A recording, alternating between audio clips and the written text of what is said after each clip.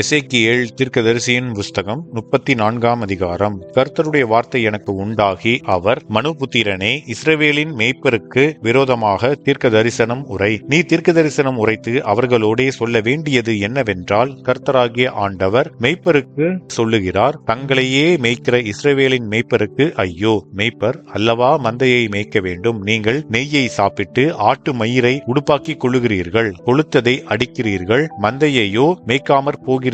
நீங்கள் பலவீனமானவைகளை பலப்படுத்தாமலும், நசல் கொண்டவைகளை குணமாக்காமலும், எலும்பு முறிந்தவைகளை காயங்கட்டாமலும், துரத்துண்டவைகளை திருப்பிக் கொண்டு வராமலும், காணாமற் போனவைகளை தேடாமலும் போய் பலாத்காரமும் கடூரமுமாய் அவைகளை ஆண்டீர்கள். மேய்ப்பன் இல்லாததினால் அவைகள் சிதறுண்டு போயின. சிதறுண்டு போனவைகள் காட்டு மிருகங்களுக்கெல்லாம் இரையாயின.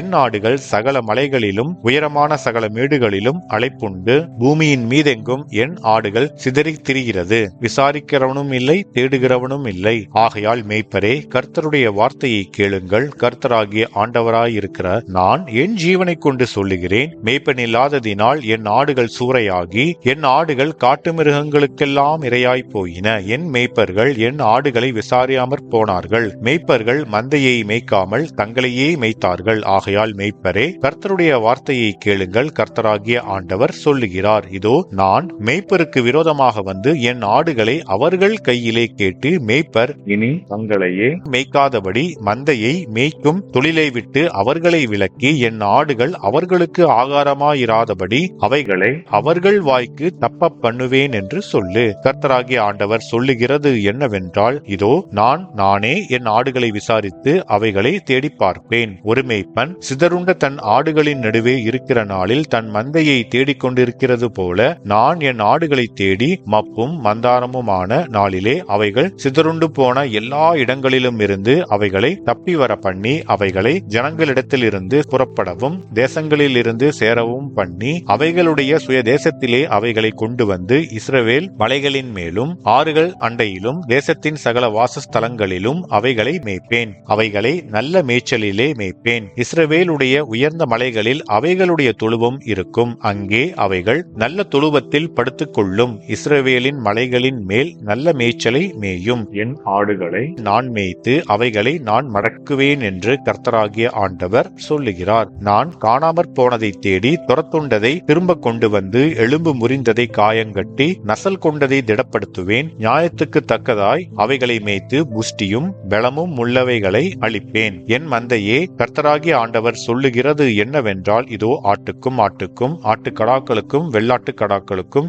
நான் நியாயந்தீர்ப்பேன். நீங்கள் நல்ல மேய்ச்சலை மேய்ந்து உங்கள் மேய்ச்சல்களில் மீதியானதை உங்கள் கால்களால் மிதிக்கலாமா? தெளிந்த தண்ணீரை குடித்து மீதியாயிருக்கிறதை உங்கள் கால்களால் குழப்பி போடலாமா? என் ஆடுகள் உங்கள் கால்களால் மிதிக்கப்பட்டதை மேயவும் உங்கள் கால்களால் குழப்பப்பட்டதை குடிக்கவும் வேண்டுமோ? ஆகையால் கர்த்தராகிய ஆண்டவர் அவைகளை நோக்கி, இதோ நானே கொழுத்த ஆடுகளுக்கும் இளைத்த ஆடுகளுக்கும் நியாயந்தீர்ப்பேன். நீங்கள் பலவீனமாயிருக்கிறவைகளை எல்லாம் புறம்பாக்கி சிதற பண்ணும்படி அவைகளை பக்கத்தினாலும் முன்னந்தொடையினாலும் தள்ளி உங்கள் கொம்புகளை கொண்டு முட்டுகிறபடியினாலே நான் என் ஆடுகளை இனி சூறையாகாதபடிக்கு ரட்சித்து ஆடுகளுக்கும் நியாயந்தீர்ப்பேன். அவர்களை மேய்க்கும்படி என் தாசனாகிய தாவீது என்னும் ஒரே மேய்ப்பனை நான் அவர்கள் மேல் விசாரிப்பாயிருக்க ஏற்படுத்துவேன். இவர் அவர்களை மேய்த்து இவரே அவர்களுக்கு மேய்ப்பனாயிருப்பார். கர்த்தராகிய நான் அவர்களுக்கு தேவனாக இருப்பேன். என் தாசனாகிய தாவீது அவர்கள் நடுவில் அதிபதியாயிருப்பார். கர்த்தராகிய நான் இதை சொன்னேன்.